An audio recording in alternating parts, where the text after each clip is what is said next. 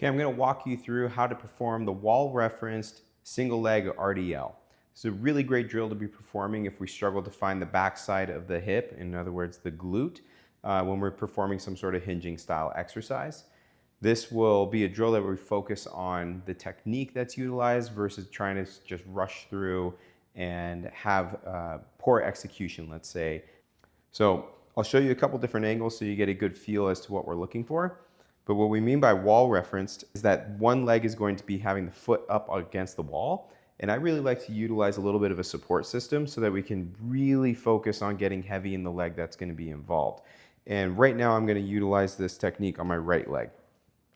So this can be performed with weight, but at first I really like to instruct people find a groove with the motion. And then once they're feeling more confident and they know that they can stimulate the right tissues, then we start to load those tissues so that we can make some sort of change.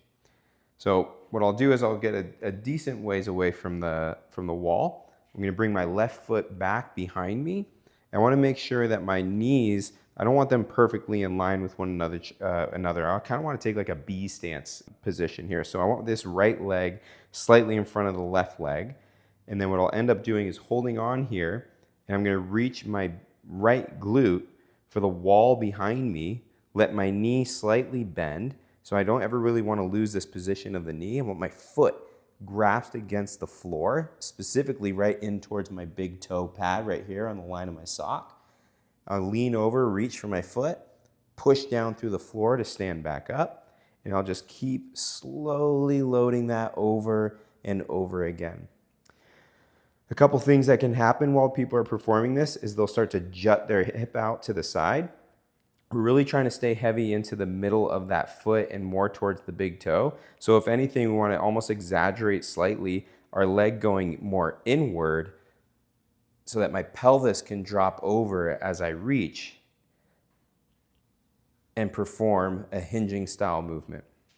So now from the side, you'll be able to see what's been going on in the backside of my hip here. I'm trying to brace my core a little bit.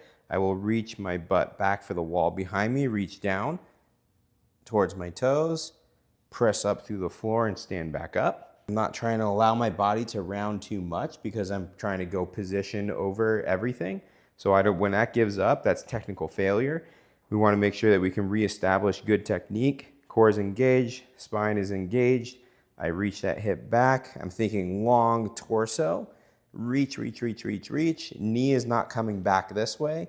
Knee is staying stacked over that ankle, and then come back up. So with load, nothing changes. I'm thinking the kettlebell is going right over the second and first toe, and then I'll come back up. Second and first toe, come back up. This is a drill that can be performed in many different fashions, but more than likely you're being prescribed this drill for a specific reason. So whatever reason you've been given, that is why we're going to do it for a certain sets, reps, time under tension, certain amount of load. So all those things are factors in order to get you the results that we're looking for.